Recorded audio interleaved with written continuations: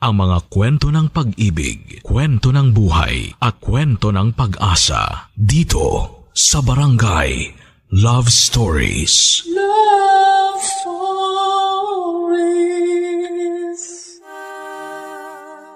Lahat tayo ay may itinatagong sekreto. Ang bawat sugat, galos, at peklat sa ating katawan ay may kanya-kanyang kwento. Ikaw kabarangay, ano ang istoryang nasa likod ng iyong sugat?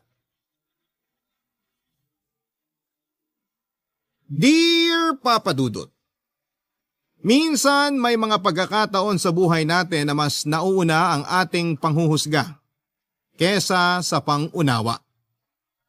Dahil dito ay karaniwang nagkakaroon tayo ng hindi pagkakaintindihan sa ibang tao. Ito po ang isang bagay na natutunan ko mula sa kwento ng buhay ko na ibabahagi ko sa inyo ngayon. Ako po si Aliyah, 24 years old at cashier ako sa restaurant na pagmamay-ari ng kapatid ng aking boyfriend na si Michael. Ulila na ako sa ina matapos niyang mamatay mula sa colon cancer. Ang pinag-ipunang yaman ni Mama para sana sa aming magkakapatid ay napunta sa kanyang pagpapagamot. Kasabay ng pagkawala ni Mama ay ang bigla namang pagbabago sa ugali ni Papa. Sa aming lahat siya ang pinaka nahirapan sa pagtanggap sa pagkamatay ni Mama. Na-depress siya at ang ginawa niya para makatakas mula sa nararamdaman niyang kalungkutan ay ang magbisyo. Nalulong siya sa sugal, alak at pati na rin sa ipinagbabawal na gamot. Ang dating maganda niyang buhay ay itinapon na lamang niya basta simula nung nawala si Mama. Mahirap man pero no choice ako kundi tumayong breadwinner ng aming pamilya. Kinailangan kong pagsabayin noon ang pag-aaral at pagtatrabaho ko para matustusan ang pangangailangan namin. Sa awa ng Diyos ay nakapagtapos naman po ako ng pag-aaral, Papa Dudut. Ang problema nga lang ay nahirapan akong maghanap ng trabaho na related sa kursong tinapos ko. Sinalo ako ng boyfriend ko at ipinasok niya ako sa restaurant ng kanyang kuya. Papa Dudut, mabuti na lamang at nung mga panahon na yon ay may kamag-anak kaming nagtatrabaho sa ibang bansa na siyang tumulong sa amin. Siya si Tita Ellen, ang nakababatang kapatid ng aking ina. OFW siya sa Kuwait at simula noong nawala si Mama, ay siya na ang tumayo bilang pangalawang ina namin kahit na nasa malayong lugar siya noon, Papa Dudut.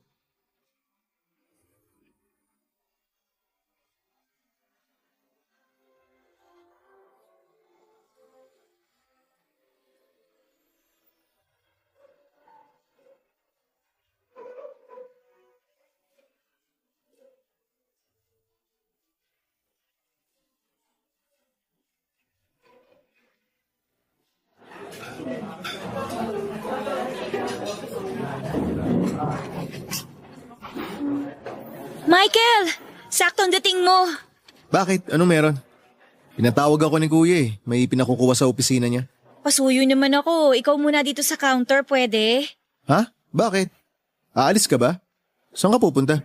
Lalabas sana ako saglit. Kukunin ko kasi yung padala sa amin ni tita eh. 4:00 na. Baka magsara na yung pagkukunan ko ng pera. Ah, ganun ba?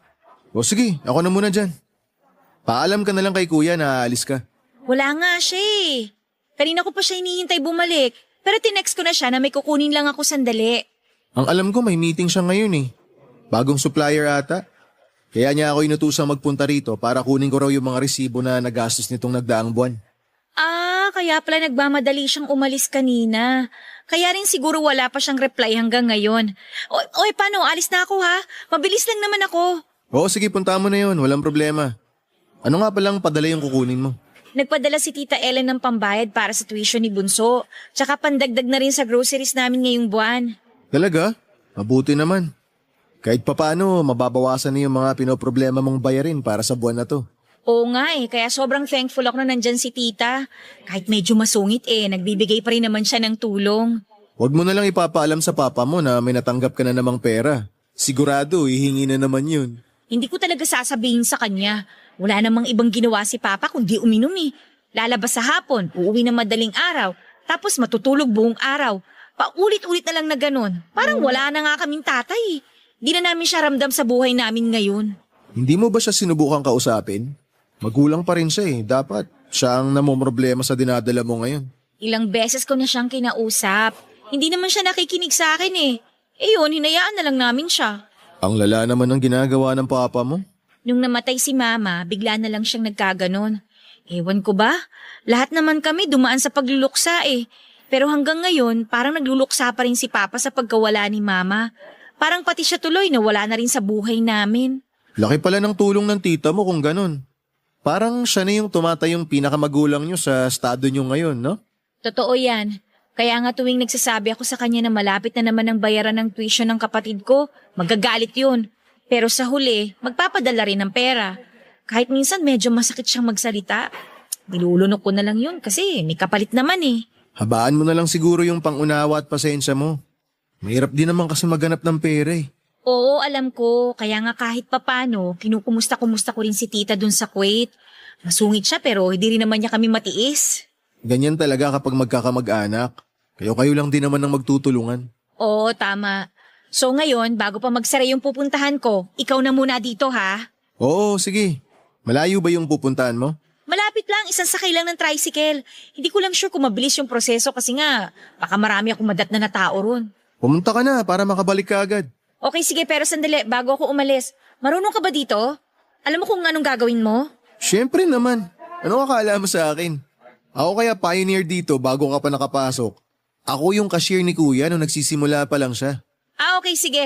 Mabuti na yung sigurado. Baka mamaya mahirapan ako magbilang sa sales mamaya. Huwag mo rin palang kalimutang i-check yung app sa phone para sa mga online order, ha? Oo, alam ko. Sige na, umalis ka na para di ka mapagsaran dun. Okay, sige. Ingat ka. Papadudot mahirap ang maging breadwinner ng pamilya. Araw-araw ko noong pinoproblema kung papaano ko pagkakasyahin ang natitirang pera ko para sa pang-araw-araw namin. Yung tipong kakasahod ko pa lamang ay ubos agad ito dahil napupunta ang lahat sa mga bayarin. Mabuti na lamang at laging nasa tabi ko noon ang boyfriend kong si Michael. Kung wala siya ay sigurado kung matagal na akong sumuko sa mga problema ko sa buhay. Si Michael ang nagsilbing sandalan ko. Siya ang lagi nagbibigay sa akin ng moral support tuwing malapit na akong umayaw. Nagkakilala kami ni Michael dahil sa aso namin ng pamilya ko na si Waki. Isang aspi na binili noon ni Mama sa kapitbahay namin. Kahit na walang breed ay laking bahay si Waki, Papadudot. Hindi siya lumalabas at daig pa niya ang mga sosyal na aso kung alagaan namin ito. Pero nung minsang nakatakas si Waki at nakalabas ng bahay, ay ilang oras namin siyang pinaghahanap hanggang sa ibinalik siya sa amin ni Michael. Nakita raw niya si Waki na paggala-gala sa tapat ng restaurant ng kapatid niya. Napansin nito ang collar ng aso at naisip niyang asong bahay ito. Sinubukan niyang hanapin kung sino ang nagmamay-ari kay Waki at noong nagtanong-tanong siya ay natuntun niya ang bahay namin. Doon na po nagsimula ang kwento namin ni Michael. Naging magkaibigan kami, niligawan niya ako at sinagot ko siya. Maliban kay Michael ay malaki rin ang naging tulong sa amin ni Tita Ellen. Siya ang umako sa mga gastusin ko sa pag-aaral noon. Pangatlong kapatid ni Mama si Tita at bata lamang ako noong umalis siya ng Pinas para magtrabaho sa ibang bansa. Pero matapos ang ilang dekada ay nagpasya si Tita Ellen na umuwi na ng bansa para dito na manirahan hanggang sa kanyang pagtanda, Papadudot.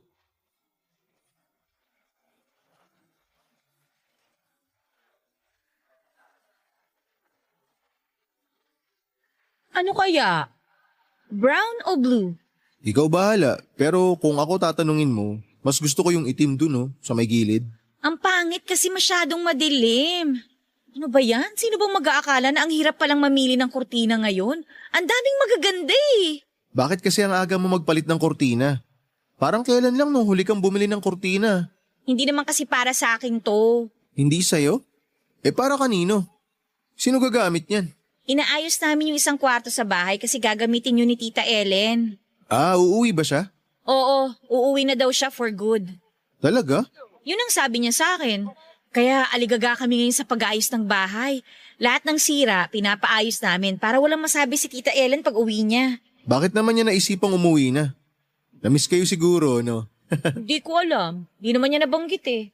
Baka nga namimiss na rin niya ang Pinas. Bata pa kasi ako nung umalis siya eh.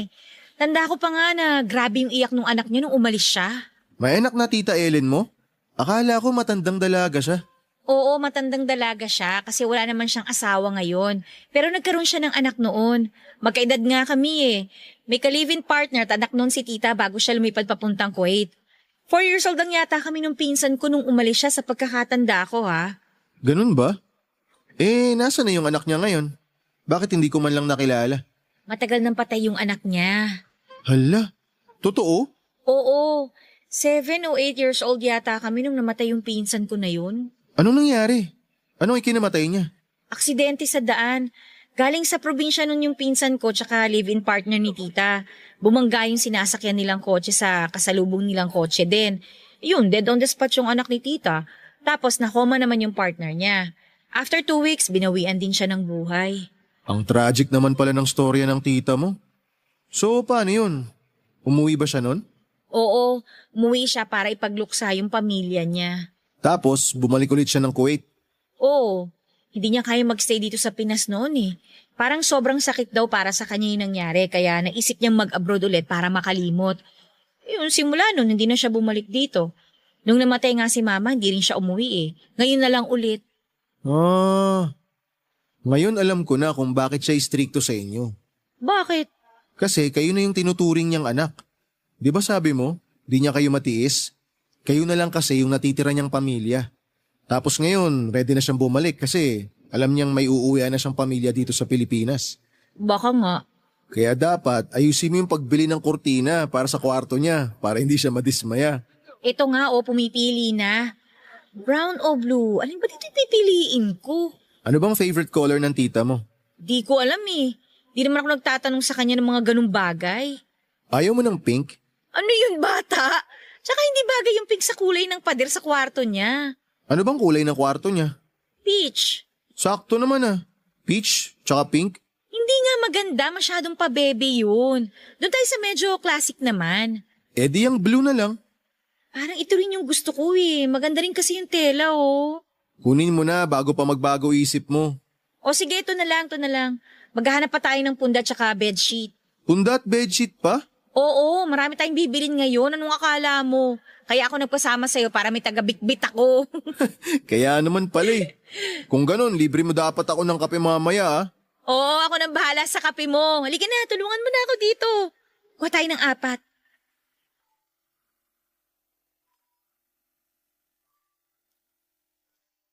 Papadudot excited ako noon sa pag-uwi ni Tita Ellen dahil sa wakas ay makakasama na namin siya ng personal. Pero sa pagtagal ng pagsasama namin ay unti-unti ko ring na-realize na iba pala ang ugali ng tita namin. Na-underestimate ko ang pagiging istrikto niya. Simula nung nakasama namin siya sa bahay ay saka ko lang napagtanto na ang lala pala ng pagiging mahigpit nito. Iba ang pagbabawal na ginagawa niya sa amin noong nasa abroad pa lamang siya kumpara noong nakasama na namin siya sa isang bubong. Daig pa namin ang preso sa dami ng bawal na gawin. Pinagbawalan niya akong magsuot ng maiksing damit dahil malaswa daw itong tingnan. Para daw akong nag-aakit ng mga kalalakihan kapag nagpapakita ako ng balat sa labas ng bahay namin. Bawal din akong sumama sa mga kaibigan kong lalaki. Ang pinakamalala na sigurong ginawa nito ay nung pinagbawalan din niya si Michael na pumasok sa loob ng bahay. Tuwing dumadalaw ang boyfriend ko sa bahay namin ay hanggang sa labas lamang siya. Pero kahit na ganoon ay may magandang nagawa din naman ang pagdating ni Tita Ellen sa buhay namin. Dahil sa kanya ay nakahanap ng katapat si Papa. Kung dati ay puro pag-inom ang inaatupag ni Papa ay natigil ito dahil kay Tita Ellen. Binigyan kasi niya si Papa ng kondisyon na kung hindi nito aayusin ang buhay niya, ay si Tita mismo ang magpapalayas sa kanya sa bahay. Kayang-kayang gawin yun ni Tita Ellen kay Papa dahil si Tita ang nagpatayo ng bahay na tinitirhan namin, Papa Dudut. Dahil sa dugot pawis nito, kung kaya't nagkaroon kami ng bubong na masisilungan. Kaya naman kahit sobrang higpit ni Tita sa amin, Papa Dudut, ay wala kaming choice noon kundi ang sundin ang lahat ng ipinag-uutos niya sa amin. Lalong-lalo na si Papa. Barangay Love Stories. Barangay Love Stories. Malayong malayo ang Tita Ellen na nakilala ko noong bata pa ako kumpara sa Tita Ellen na umuwi galing sa Kuwait. Sa pagkakaalala ko ay napaka-sweet na tao ni Tita. Siya pa nga ang nagturo sa akin noong bata pa ako kung paano ang tamang paraan ng pagligo. Inespoil niya ako noong musmus pa lamang ako at lahat ng gusto ko ay ibinibigay niya sa akin. Pero simula noong nakapag-abroad siya ay para bang naging tigre na ang ugali nito. Naging diktador na siya sa bahay at lahat ng gusto niya ay dapat na nasusunod. Napaka-simple lang ng buhay namin noon, Papa Dudut. Malaya kaming gawin ang anumang gusto namin. Kahit na sobrang hirap ng buhay dati.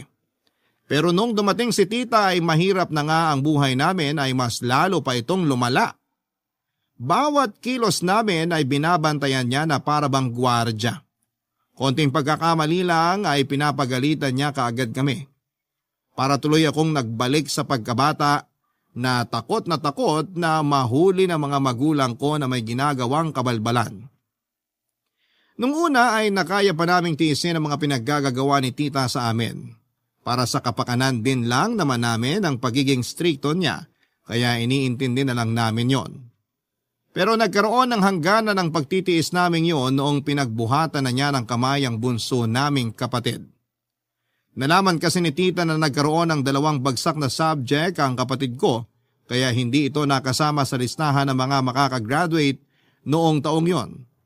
Gamit ang sinturon ay pinaghampas niya ang kapatid ko hanggang sa nagkanda sugat-sugat na ito.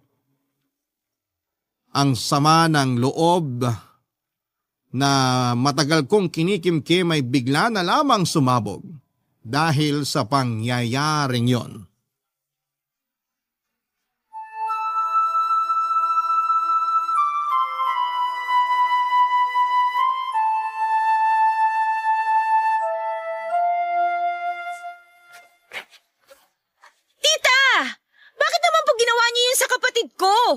Anong pinagsasabi mo? Hindi niyo na maalala yung ginawa niyo sa kapatid ko? Pinaghahampas niyo siya ng sinturon. Bakit naman ganon? Bakit? Nagsumbong ba sa'yo yung batang yon? Hindi siya nagsumbong sa akin. Nakita ko mismo yung mga sugat sa likod niya. Hindi na nga siya makahiga ng maayos dahil sa ginawa niyo eh. Grabe naman po kayo. Gawain ba yan ng matinong tao? Ano sabi mo? Sa ating lahat, ako ang pinakamatinong tao rito. Sino ka para manugod ng ganyan dito? Alam mo ba kung bakit ko ginawa yun sa kapatid mo? Dahil bagsak siya? Dahil hindi siya makakagraduate ngayong taon? Alam ko po yun pero pwede naman... Dahil mas inaatupag niya ang paglalakwat siya kesa pag-aaral. Yun ang dahilan ko kung bakit ko siya sinaktan. Akala niyo ba hindi ko napapansin na gabing-gabi na siya umuwi? Maaga akong natutulog pero alam ko kung sino-sino ang mga taong pumapasok at lumalabas sa bahay ko. Siyempre binata po siya, tita. Natural lang yun na magkaroon siya ng barkada. Barkada? Para saan? Anong naitulong ng barkada na yan sa pag-aaral niya? Aliyah, dumaan din ako sa pagkabata. Kaya wag mo akong tinuturuan kung paano ang buhay ng isang estudyante. Dahil naranasan ko rin yan. Noong bata ako, marunong akong sumunod sa mga magulang ko. Hindi katulad ngayon na mas inaatupag niyo pa ang pagsasaya kaysa pag-aaral. Iba ang panahon niyo sa panahon ngayon. May bago na pong pamamaraan ng pagdidisiplina. Hindi po pwedeng yung basta na lang kayo mananakit. Daig niyo pa ang magulang namin ah. Oh, nasan ba ang mga magulang ninyo ngayon? Hindi ba ako ang tanging matanda na inaasahan ninyong magkakapatid? Nasaan ang tatay ninyo? May ginagawa ba siya para sa inyo? Ako na nga itong nagmamalasakit para sa inyong magkakapatid. Tapos ako pa yung gagawin ninyong masama. Malaki po ang pasasalamat namin sa inyo, tita. Thank you na tinutulungan nyo kami sa maraming bagay. Pero hindi naman po ibig sabihin nun, isasaktan nyo na lang kami basta kung kailan ninyo gusto. Ano sa tingin mo ang ginagawa ko sa inyo? Trip ko lang? Ginagawa ko to para magtino kayo. Aba, hindi ako nagpapakapagod sa Kuwait para lang sayangin ninyo ang mga pinagpagurang kong pera. Kung ano man ang nagawang kasalanan ng kapatid ko, ako na po ang humihingi ng pasensya sa inyo, tita. Ako na po ang kakausap sa kanya, pero sana naman po sa susunod, huwag niyo naman po silang saktan. Pwede niyo naman silang kausapin ng maayos eh. Hindi na madadala sa maayos na usapan ng mga ganong klaseng pag-uugali. Matatanda na mga kapatid mo. Kaya dapat, alam na nila kung paano kumilos ng tama. Pero hindi rin naman po kasi pananakit ang sagot. Huwag mo ko tinuturuan kung paano mangaral ng isang tao. Tingnan mo nga, pati nga ikaw. Marunong ka na rin sumagot-sagot ngayon. Ano klaseng pagpapalaki ba ang ginawa sa inyo ng mga magulang ninyo? Huwag niyo pong idamay ang mga magulang ko dito.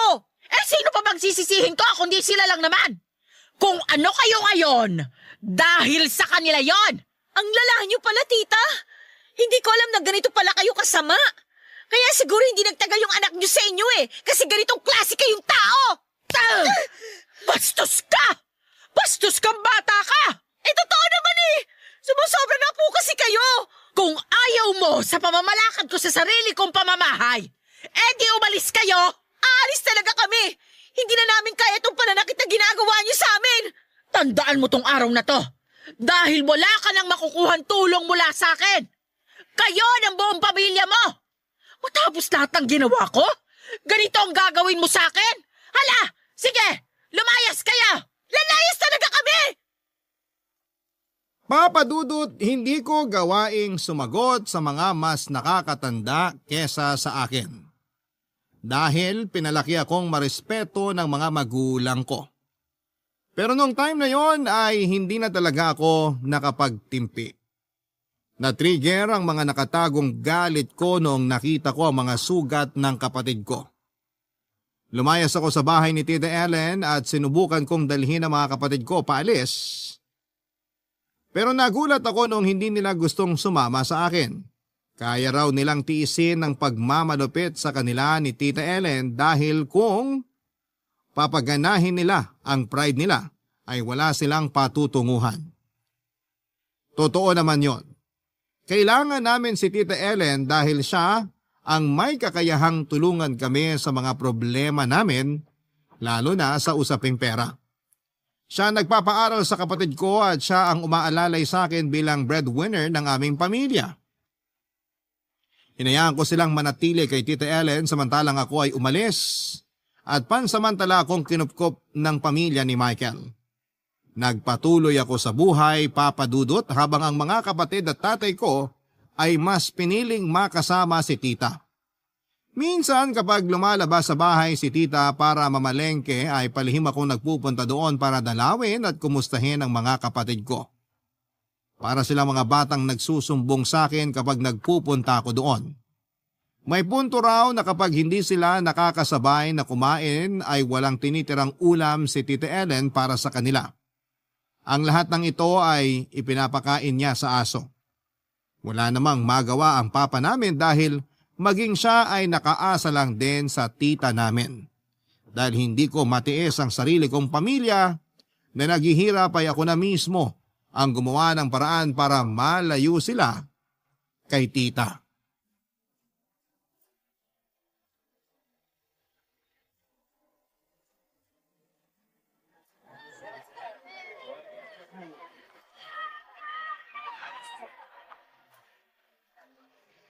Salamat po ate. O Aliyah, itong soft drinks. Baka nauuhaw ka na. Salamat ha. Ay, ang hirap namang maghanap ng malilipatan kapag ganitong walang pera. Hindi na ba talaga magbabago yung desisyon mo na ilipat pamilya mo? Hindi na, wala nang atrasan to. Baka naman pwede nyo pang mapakiusapan ng tita nyo. Sa ugali niyang yun, hindi mo na siya mapapakiusapan. Nasa dugo na talaga siguro niyang manakit ng tao. Di mo na mapapalitan yung mga ganung pag-uugali. Eh paano siya? Maiwan siya mag-isa? Wala naman siyang pakialam dun eh. Kahit iwan namin siya, okay lang sa kanya. Sanay naman siya mag-isa. Ay, nakakalungkot lang na ganito yung nangyari sa inyo. Pero tama naman ako, di ba? May karapatan naman ako na ipaglaban ng mga kapatid ko, lalo na't nasasaktan na sila. Oo naman. Kapag pamilya mo na ang sinaktan, talagang ipaglalaban mo sila. Kung sa akin man nangyari ang pinagdadaanan mo, ilalayo ko rin mga kapatid ko sa mapanakit na tao. Kung tama itong ginagawa ko, bakit parang may nararamdaman akong guilt? Para bang nakukonsensya ako na iiwan namin mag-isa si tita? Kasi mabait kang tao kaya nararamdaman mo yan. Pero wala kang choice eh. Kailangan mo ilayo mga kapatid mo sa kanya kasi hindi mo na rin kaya makita silang nasasaktan. Ay, ang hirap naman ng ganito. Mahirap talaga. Pero hindi natin pwedeng piliin lahat eh. Minsan kailangan talaga nating umiwas sa iba lalo na kung nasasaktan ka na. Kasi naman, tanggap ko na mahigpit siya sa amin. Ginagawa lang naman niya yun kasi gusto niya magkaroon kami ng maayos na buhay. Pero minsan parang napapasobra na kasi yung paghihigpit niya eh. Alam mo ba na binato niya ng baso yung isa kong kapatid kasi nadatnan niya yung mga hugasin na hindi pa nagagalaw? Nambato siya ng baso? Oo, tinamaan sa mukha yung kapatid ko tapos nasugatan pa siya sa bubog. Bakit daw hindi pa nahuhugasan yung mga pinagkainan? Kasalanan din naman kasi nung kapatid ko eh. Inuna niya maglaro ng mobile game kaysa hugasan yung mga pinagkainan. Pero rason na ba yun para batuhin mo ng baso yung tao? O anong sabi ng papa mo? Wala namang ginagawa si Papa eh. Daig pa nun ng maamong tupa kapag kaharap niya si tita. Grabe naman yun. At eto pa, nalaman ko rin na daig pa nila ang alila sa bahay. Bago lumabas, dapat nakapaglinis na sila. Bago mag alas 8 ha, dapat nakauwi na silang lahat. Kung late kang uuwi, wala ka nang kakainin. Ang hirap kapag may ganyang tao sa bahay nyo. Parang nakakasakal. Sinabi mo pa, buong buhay namin, hindi namin naranasan yung ganung trato. Ayaw nga akong paluin ni mama nung nabubuhay pa siya eh. Tapos si tita, sinampal ba naman ako? First time ko masampal sa buong buhay ko ha? Bakit naman kaya siya ganun? Hindi ko alam. Pero kung ano man yung rason niya, kung bakit siya ganun, hindi pa rin yun valid reason para manakit ka ng tao. Wala na tayo sa panahon kung saan ginagawang disiplina ang pananakit. Nasa makabagong panahon na tayo, no? Ay, sige na. Palitan na natin tong usapan na to. Masisira na naman mood mo eh. Nakakainis lang kasi. Sandali, nag-reply na si kuya. Bakit? Anong sabi? Pinapapasok ba ako? Off ko ngayon ah. Hindi, iba to. Pinapatanong ko kasi sa kanya yung paupahan malapit dun sa restaurant. Oo nga, may paupahan dun, di ba? Oo. Sa pagkakatanda ko kasi, classmate niya yung anak nung may-ari. Pero mahal dun sa pagkakaalam ko eh. Baka hindi kaya ng budget ko. Kaya nga tinext ko kanina si kuya kung pwedeng kausapin niya yung classmate niya para mapareserve na yung bakanting apartment dun habang nag-iipon ka pa. O anong sabi? Base sa reply ni kuya, pumayag daw yung may-ari. Pwede naman daw magbigay ng early advance tapos kahit sa susunod na yung ibang mga babayaran. Talaga? Oo raw. At least dun, mas malapit ka na sa trabaho. Salamat Michael ha. Ang laki talaga ng tulong mo sa akin. Wala yun, ano ka ba? O ano, doon na kayo? Papareserve ko na ha. Oo, sige, doon na lang. Okay, sige. Ilang buwan ako nag-ipon para sa deposit at advance ng maliit na apartment na nahanap namin para sa pamilya ko. Malapit lamang ito sa restaurant ang kapatid ni Michael. Sa tulong ng boyfriend ko ay napakiusapan namin ng landlord na i-reserve ang apartment habang naghahanap ako ng pambayad sa kanila. Nung nakabayad ako ay agad kong kinuha sina Papa at mga kapatid ko para makaalis na sila sa malupit na pamamalakad ni Tita Ellen sa bahay. Naiwan si Tita Ellen na mag-isa sa bahay at walang kasama. Nakakakonsensya man at parang lumalabas na wala akong utang na loob sa ginawa ko, pero hindi ko lang talaga matiis na kinakawawa ni Tita ang mga kapatid ko. Pagkalipat namin ay agad na naghanap ng trabaho si Papa para makatulong siya sa mga gastusin namin. Nagtulungan kaming mag-ama para mapag-aral ang mga kapatid ko at naging katuwang ko doon si Michael. Bumalik sa dati ang buhay namin, simple at masaya. Ganon pa man ay hindi naman po ako gaanong kasamang tao. Minsan ay nakikibalita pa rin ako sa kalagayan ni Tita Ellen sa pamamagitan ng mga kapitbahay namin. Never niya kaming hinanap o pinakiusapan na bumalik na lamang sa kanya at hinayaan lang namin yon, Papa Dudut. Hanggang isang araw, matapos ang ilang buwan ay nabalitaan na lang namin na dinala sa ospital si Tita Ellen matapos po siyang ma-stroke, Papa Dudut. Barangay Love Stories. Barangay Love Stories. Papa Dudut, nagwawalis lang daw noon si Tita Ellen sa bakuran ng bahay noong biglang nanghina ang mga tuhod nito. Biglang hindi na niya may hakbang ang mga paa niya hanggang sa bigla na lamang siyang natumba. Mabuti na lamang at noong mga oras na yon ay nasa labas siya ng bahay at mabilis siyang nakita ng mga kapitbahay. Itinakbo siya sa ospital at doon ay napag-alamang nagkaroon siya ng mild stroke. Noong puntahan namin siya sa ospital ay hirap pa siyang makapagsalita dahil kalahati ng kanyang katawan ay hindi nito maigalaw.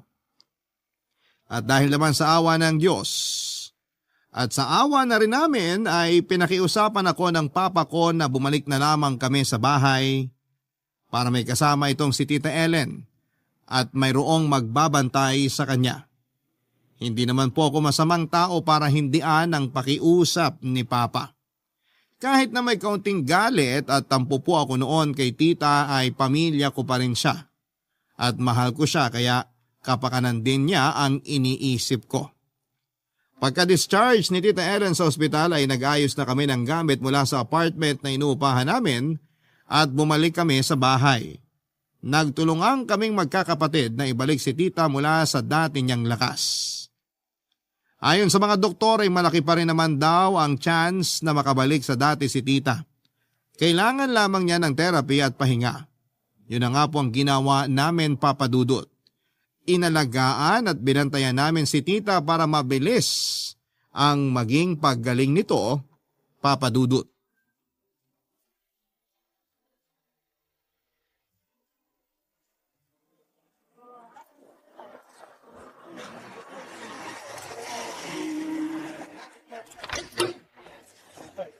Aliyah, saan ka pupunta? Oh, Michael! Bibili ako ng pandiregla tsaka kabayan dyan sa may bakery para may maipamerienda ako kay tita. Samahan na kita. O sige. O ba't ka pala nandito? Wala naman. Gusto lang kitang dalawin.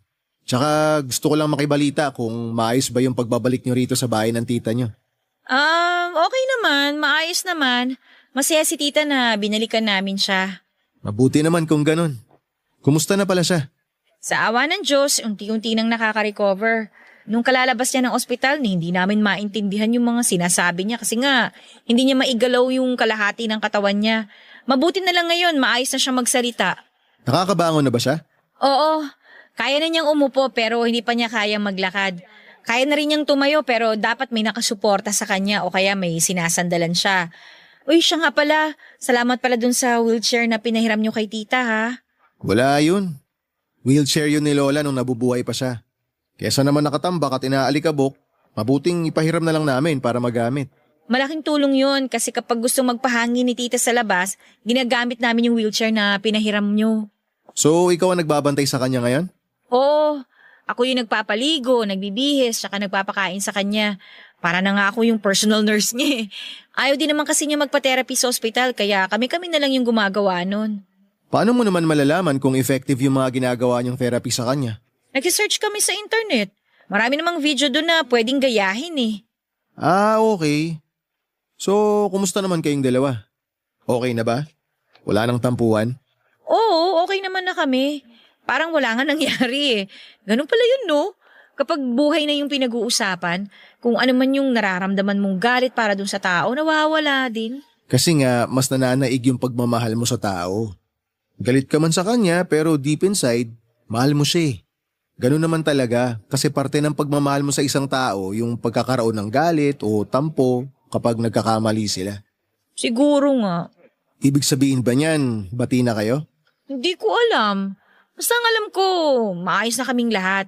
Pati yung mga kapatid ko, wala naman silang tampo, galit kay tita eh. Siya rin, ganun din siya sa amin. Never niyang inungkat yung pag-iwan namin sa kanya. Ang mahalaga eh, magkakasama na kami ngayon. Pero ikaw, napatawad mo na ba siya? Di pa naman siya humihingi ng tawad kaya medyo may tampo pa rin ako ng konti sa mga ginawa niya noon. Pero pwede namang isang tabi na lang muna namin yun sa ngayon. Alam mo, pwede ka namang magpatawad kahit walang humihingi ng tawad eh. Nasa sayo na lang yun kung handa na ba talaga yung puso mo na kalimutan yung nangyari. Siguro kapag may nagbago na, doon mapapatawad ko na siya. Isipin mo na lang din yung mga nagawa niya para sa inyo. Hindi ko naman makakalimutan yun. At hindi ko naman yun kakalimutan. Hindi naman porke may tampo ko hindi na ako thankful. Pwede namang sabay mong maramdaman yun para sa isang tao Pero ikaklaro ko lang hindi naman kita pinipilit na magpatawad agad. Mas masarap lang kasi sa pakiramdam kapag wala kang kinikimkim na sama ng loob. Hindi ko naman yun kinikimkim. Tsaka hindi ko naman hinahayaan na yung tampo kong manaig. Mabuti yan. Ang importante, civil pa rin kayo kahit na nagkaroon kayo ng pagtatalo noon. Tama ka. Isa lang naman ang goal naming lahat At yun yung mapagaling si Tita Ellen. Tama. Magandang mindset yan. Papa Dudut, bilang ako lang ang babae sa aming magkakapatid, ako ang nag-alaga kay Tita Ellen habang nagpapagaling siya. Napansin ko kasi napalagay siya kapag kapwa niya babae ang tumitingin sa kanya. Noon pa man ay ayaw na kasi talaga niyang hinahawakan siya ng mga lalaki kahit nakamag-anak pa niya ang mga ito. Hindi ko alam kung bakit basta matagal ko nang napapansin na ayaw lumapit ni tita sa mga kalalakihan. Hirap na noong maglakad si tita kaya kinailangan niyang gumamit ng wheelchair. Ako ang nagpapakain, nagpapaligo at nagbibihis kay tita noong nagpapagaling pa siya. Sa kabutihang palad ay unti-unti rin namang nanumbalik ang dating lakas ng katawan ni tita. Kaya nitong magsalita ng walang kahirap-hirap. Ang problema nga lang ay natagalan bago siya muling nakalakad. Araw-araw ay ako ang kasakasama niya na maglakad sa harapan ng bahay para hindi masanay ang katawan niyang nakaupo lamang. Papadudot sa kabila ng mga nangyari ay wala pa rin nagbago sa ugali ni Tita Ellen. Masungit pa rin siya at istrikto. Habang inaalagaan ko nga siyang maglakad ay napansin pa nito kung gaano kanipis ang suot kong t-shirt at doon mismo ay pinagalitan niya ako. Pero sa pagkakataong yon, sa halip na mainis ako na lamang ang umintindi sa tita ko. Kahit palagi niya akong tinatalakan ay hinahayaan ko na lamang siya. Makalipas nga ang ilang buwan ay unti-unti ring bumalik sa dati ang lakas ni tita Papadudut. Medyo paika-ika nga lang siyang maglakad at kailangan na niyang gumamit ng tungkod. Pero malaki pa rin ang pasasalamat namin na mabilis ang naging recovery niya.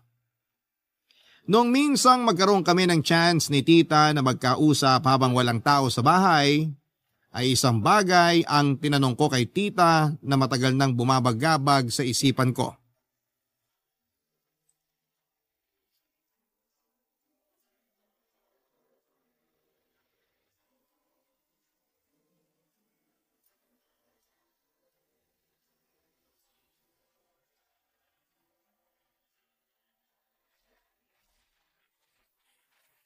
Tita, ito po yung kape nyo. Salamat. Sigurado na po ba kayo na gusto nyong ibalik yung wheelchair kina Michael? Oo, hindi ko na kailangan yun. Sabihin mo sa kanya na maraming salamat. Sobrang laki ka mo nang naitulong nun sa akin. O sige po, sasabihin ko po sa kanya yan. Teka, ano yan? Po? Lapit ka nga rito. Ano yung nasa may tagiliran mo? Wala po to. Amin na, patingin. Hawiin mo yung sando mo. Dumi lang po to. Hindi. Tattoo yan. Ipakita mo sa akin. Gusto ko makita. Ito po. Ano yan? Araw? Opo. Kailan pa yan? Last year lang po. Nagpatattoo po kami ni Michael nung 5th anniversary po namin. Matching tattoo po. Araw sa akin tapos buwan naman po sa kanya. Maganda. Talaga po? Hindi po kayo galit na nagpatattoo ako? Hindi. Bakit naman ako magagalit? Katawan mo yan. Ako rin, nung kabataan ko, gusto ko rin sana magpatato. Bakit po hindi nyo ginawa? Ayaw ng lolo mo . Sabi niya, Hindi raw magandang tignan sa balat kapag may tato ang isang tao. Kaya kahit gaano ko man kagusto, hindi ko na tinuloy. Mahirap magalit ang lolo mo eh. Pati rin po si Papa ayaw niya magpatato ako. Nagpaalam ako sa kanya noon pero hindi ako pinayagan eh. Kaya ba dyan mo banda inilagay yung tato? Para hindi niya makita? Ganun na nga po, tita. Nakaukit na yan sa balat mo. Kaya hayaan mong makita niya. Magagalit lang yun ng isang beses tapos matatanggap din niya kalaunan.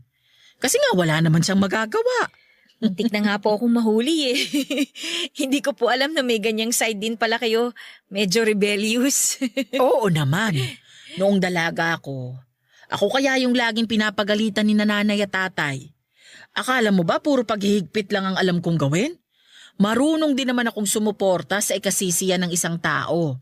Lalo na kung alam ko namang wala itong masamang dulot. Hindi ako ganun kasama, Aliyah, katulad ng iniisip ninyo. Hindi naman po ganun ang iniisip namin sa inyo eh. Alam po namin na concern lang kayo sa aming magkakapatid. Pasensya na po sa mga nasabi ko sa inyo noon ha, tita. Naiintindihan din naman kita. Ganyan na ganyan din ako noon kapag sinasakta ng nanay mo ng ibang tao. Ipinaglalaban ko rin siya. Talaga po? Siguro sa inyo ko po naman na yung katapangan ko. Mukha nga. Ay tita, may tanong nga po pala ako sa inyo. Oh, ano yun? Tuwing tinutulungan ko kayong maligo tsaka magbihis, may napansin po ako dyan sa mga kamay ninyo. Meron pong 3 guhit dyan sa may pulso nyo na parang peklat. Ah, ito ba? Nakita mo pala to. Opo, noon ko lang napansin tapos hindi na nawala sa isip ko. Tama po ba yung hinala ko na... Na naglaslas ako? Oo. Totoo nga yung iniisip mo. Pero bakit naman po? Hindi ko po maintindihan kung bakit nyo naisipang gawin yung bagay na yun. Marami akong pinagdaanan sa buhay na hindi ninyo alam. Sa Kuwait po ba ito nangyari? Oo. Bawat linya dito sa pulso ko, ito yung mga araw na gusto ko nang tapusin ang buhay ko. Bakit po? Bakit niyo po naisip na magpatiwakal? Inabusong pagkababae ko noon.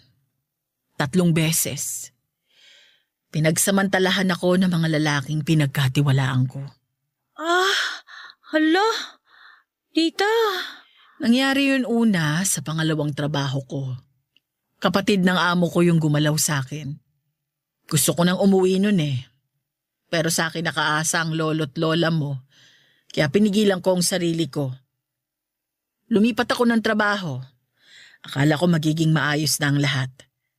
Nagkaroon ako ng boyfriend. Pero niloko niya ako. Hinayaan niya akong pagsamantalahan ng kaibigan niya habang nanunood siya. Pangatlo, kapwa ko Pinoy ang gumawa ng kahalayan sa akin. Hindi niyo po ba sinubukan magsumbong sa mga pulis? Anong magagawa ng isang Pinay na nagtatrabaho sa isang dayuhan na bansa? Maging kapwa Pilipino ko nga mismo, pinagtaksilan ako. Hindi ako nagsumbong sa pulis dahil sa takot. Makapangyarihan ng mga tao doon at walang laban ng isang katulad ko. Sana umuwi na lang po kayo. Para ano? Para sabay-sabay tayong maghirap dito sa Pinas? Nung nagkasakit ang mama mo, kinailangan kong kumayod para makatulong sa pagpapagamot niya. Nung namatay siya, kailangan mong magtapos ng pag-aaral. Nung nakapagtapos ka, kailangan ko pang mag-ipon para makauwi na rito. Yun ang naging buhay ko sa Kuwait. Pero bakit hindi niyo po sinabi to sa amin? Dahil wala naman kayong magagawa. Wala rin kayong maitutulong sa akin. Tita, sorry po ah. Hindi po namin alam ang mga pinagdaanan ninyo sa Kuwait. Sorry po na wala man lang kaming nagawa para sa inyo. Hayaan mo na yon. Tapos na yon. Nandito na ako. Wala na ako doon. Kaya kalimutan na lang natin yung nangyari sa akin. Ang mahalaga, buhay pa ako ngayon. Nang mga oras na yon ay mabilis na nasagutan ang lahat ng katanungang nasa isip ko. Kaya pala ganoon na lamang kung pansinin ni tita ang pananamit ko. Kaya pala mailap siya sa mga lalaki ay ayaw niyang lumalapit ito sa kanila. Kaya pala napaka-istrikto niya dahil ilang beses na siyang inabuso ng masasamang tao. Bigla ko naawa sa kalagayan ni tita. Ang hirap isipin na habang nasa malayong lugar siya, malayo sa pamilya at mag-isa ay ilang beses na pinagsamantalahan ang kanyang kahinaan. Parang ang lumalabas ay naging trauma response ang pagiging mahigpit ni tita sa aming mga magkakapatid. Noong ko lang naintindihan ang lahat ng yon, Papa Dudut. Humingi ako ng tawad kay Tita Ellen dahil sa mga nagawa ko. Hanggang ngayon ay pinagsisisihan ko ang pagsagot-sagot ko sa kanya noon, pati na rin noong iniwan namin siyang mag-isa. Sa kabilang banda ay humingi rin siya ng pamanhin sa amin kung masyado siyang naging mahigpit. Nagkapatawaran kaming dalawa, Papa Dudut, at nangako ako kay tita na itatago ko ang kanyang sekreto.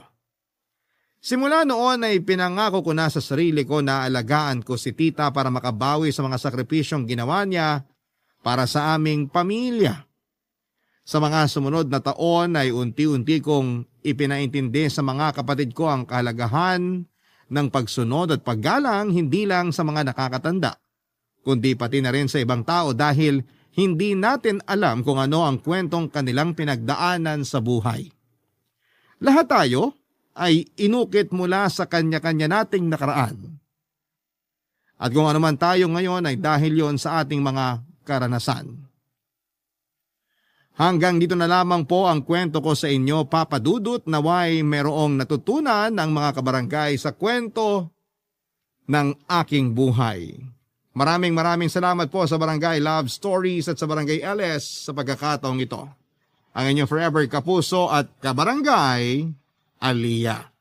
Nagustuhan ng iyong napakinggan? Ituloy yan via live stream sa www.gmanetwork.com/radio. Barangay LS 97.1 Forever.